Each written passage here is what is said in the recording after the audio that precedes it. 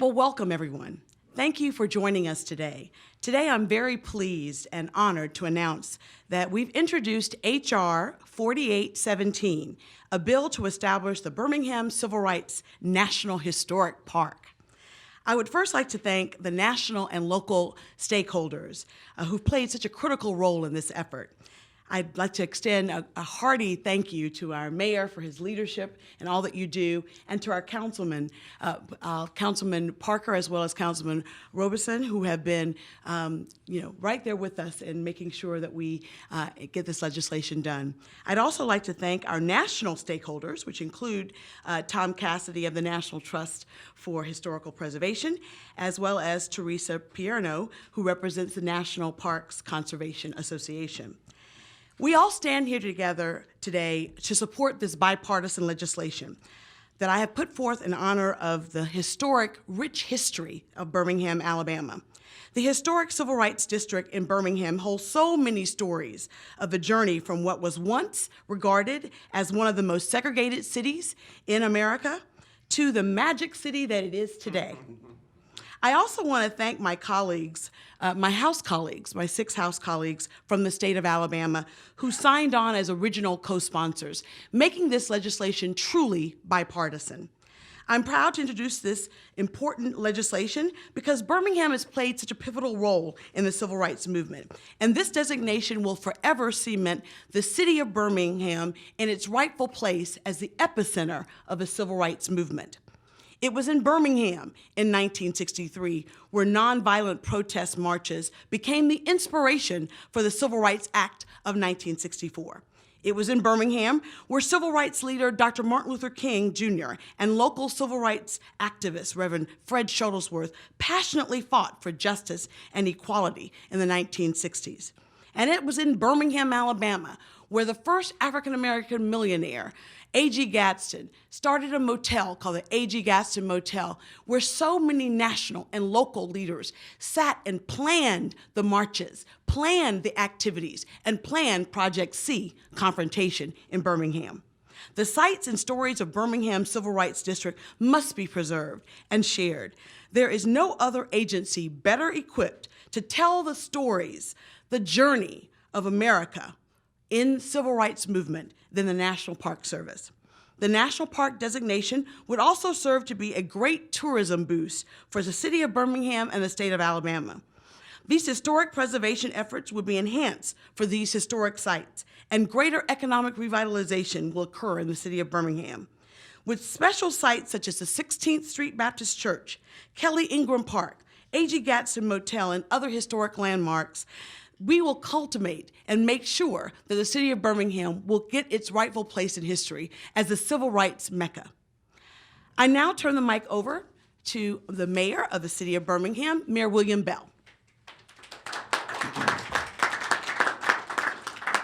Thank you, Congresswoman. Let me add my deep appreciation to the work that you and your staff have done to get us to this point. And it should not go without mentioning the fact that the entire delegation from Alabama is supportive of this initiative, and we're deeply grateful. To have the designation as a national park will do wonders to let the world know that Birmingham is ready to take its rightful place as the icon of the civil rights movement. I want to thank Tom and Teresa and everyone else who played a role in getting us to this point. We realize we still have a long way to go, but we're prepared to work in harmony and in conjunction with everyone to make it a reality. On a day like today, when you see such tragedies that have occurred over in Brussels and other places around the world, oftentimes we think that things will never change. But Birmingham represents that change can come. Once upon a time, people say you will always have bombings and lynchings. You will always have mistrust and distrust. But because of good men and good women of goodwill who came together of all races, all religions, we were able to overcome. And we need to share that message with the rest of the world. I oftentimes refer to the fact that when the Israelites were set free from Egypt and they were told for each tribe to gather up a stone, and that stone one day would represent the telling of the story of their captivity. So when generations pass, they can look at that stone and ask, why do we have this stone? and then the elders would share with them the legacy and the history of that stone. Well, this national park will continue to tell the story. It is our stone to tell future generations of the things that we've overcome, how we became the people who we are, and that the American dream is a dream for all people. I want to thank my colleagues, my council members who are present, for without the support of the council, this also would not be a reality. So to each one of you, thank you, thank you, thank you for the work that you've done and the work we will continue to do. We appreciate it. Tom. We could not have done this without the help of so many national stakeholders. Tom Cassidy represents the National Trust for Historical Preservation. Well, thank you, Congresswoman Sewell and Mayor Bell and our friends from the City Council. And good morning, everyone. Thank you for participating in today's announcement. As a gathering place for activists and leaders in the civil rights movement, the sites within the proposed Birmingham Civil Rights National Historical Park tell the uniquely American story of the fight for equality and the end of racial segregation in Birmingham and our nation. Last summer, the National Trust listed one of the sites in the proposed park, the A.G. Gaston Motel, which you see here and the Congresswoman referenced, as part of our America's 11 most endangered historic places list, and also as a national treasure, places where the Trust devotes our more than 60 years of expertise to finding a viable preservation solution. We applaud Congresswoman Sewell and her wonderful staff for your leadership in getting us to this place and in introducing this important legislation. And we're very proud to stand with the mayor and the City of Birmingham and the National Parks Conservation Association in supporting this effort to preserve not only the places but the history that happened in Birmingham's thriving historic district. This park will also serve to ensure that the stories of all Americans are protected and celebrated for this and future generations. President Obama has acted to include the places and stories of Harriet Tubman, Cesar Chavez, and Fort Monroe, where the narrative of the Civil War began its transformation from preserving the Union to creating freedom. All these places are now in our national park system. The Senate last week held a hearing on bills that would expand our park system to tell the story of women's suffrage at the Sewell Belmont House, where NPCA has been exercising great leadership.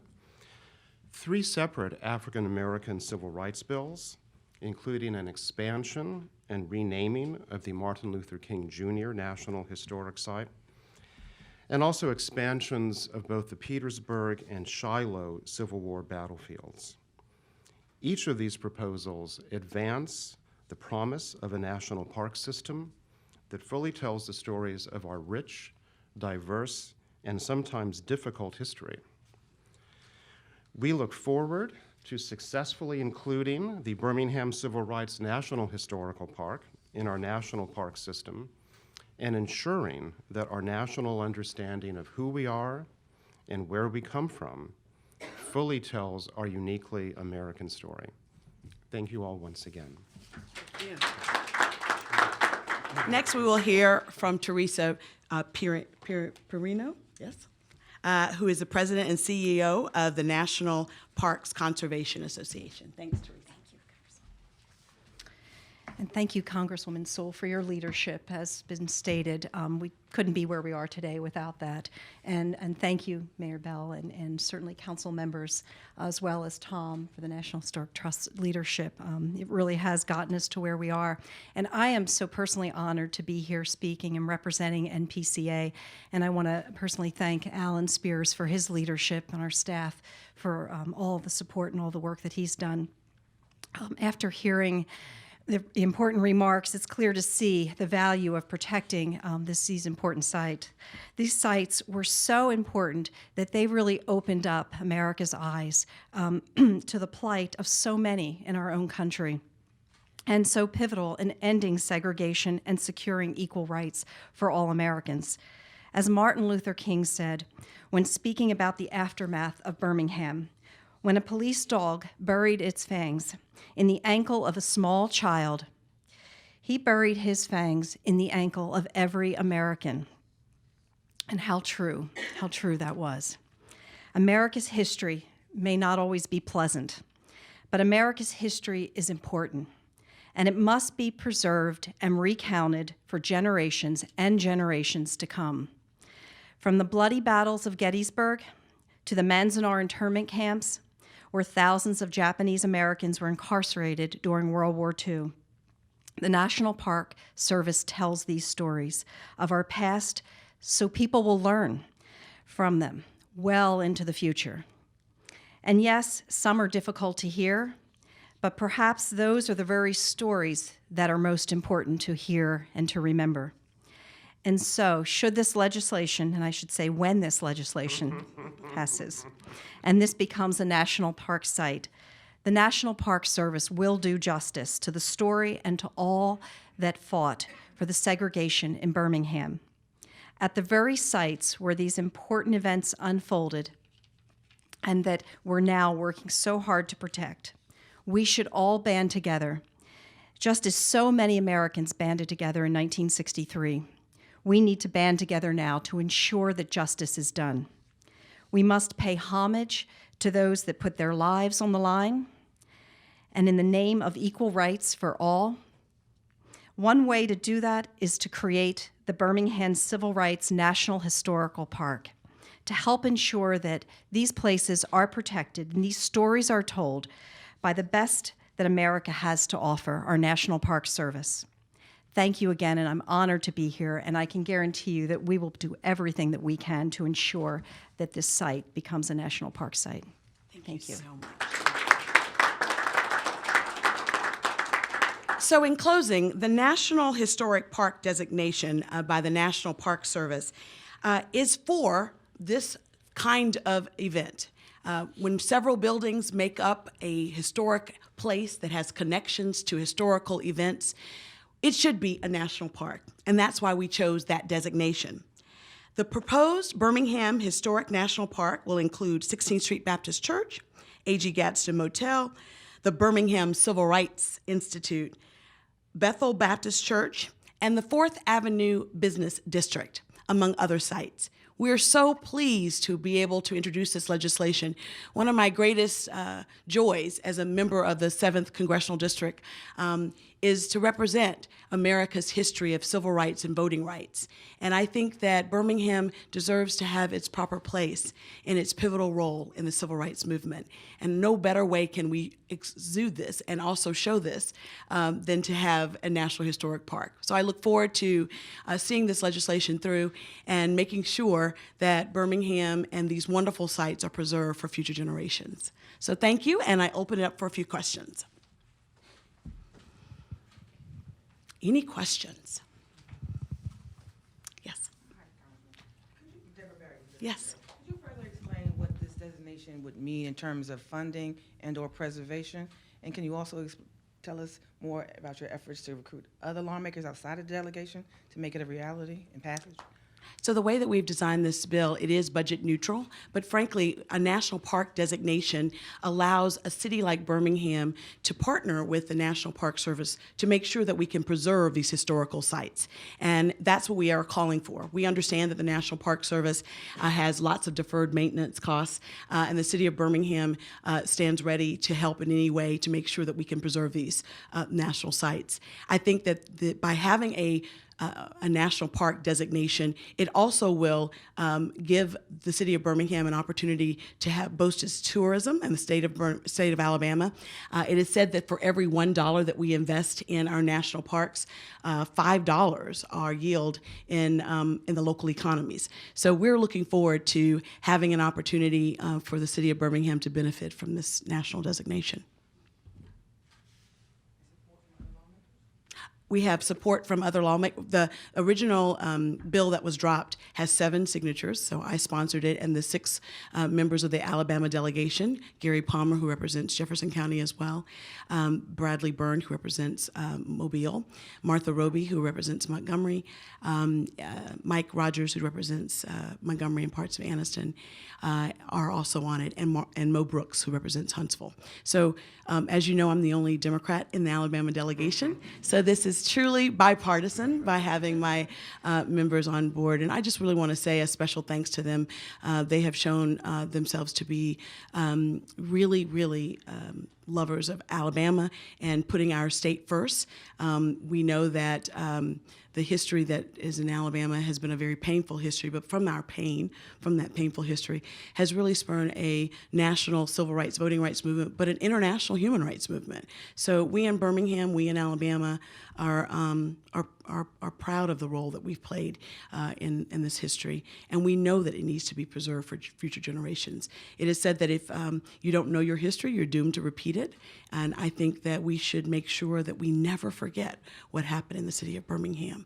The 4 little girls that were bombed by simply going to church was unimaginable, but it really captured the world's attention and led to the passage of the Civil Rights Act of 1964. Yes, ma'am. Thank you. Not so much a question, but my name is Sylvia Cyrus, and I'm the Executive Director of the Association for the Study of African American Life and History, the founders of Black History Month, and we strongly support, as you see in your press packets, this association supports these efforts. We have met in Birmingham a number of times and know how important the struggles, the trials, and the triumphs of Birmingham are. So we applaud you all for these efforts, and if there's anything further that we can do, please call on us. Thank you.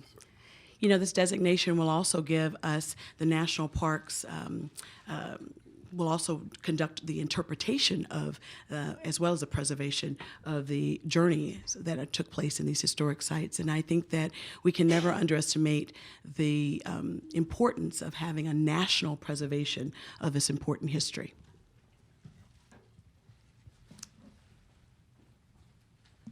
Thank you, and good morning, Congressman Sewell and other distinguished presenters. My name is Andrea Taylor, and I'm the president and CEO of the Birmingham Civil Rights Institute. And I just want to say how much we appreciate your leadership in this effort to name the Birmingham Civil Rights District a national park. We are a museum of the future about the past, and we stand ready to work with you to interpret this history for today and future generations so that nothing like what happened in the civil rights movement will ever happen again. So thank you for your leadership, and we look forward to working with you in making this designation a reality. Thank you for your leadership, your new leadership to the Birmingham Civil Rights Institute. It stands as a real landmark for the city of Birmingham and a real special place for preserving our history. And we think that by adding this National Historic Park designation will only enhance the wonderful exhibits and opportunities that we'll have at the Birmingham Civil Rights Institute. Any other comments?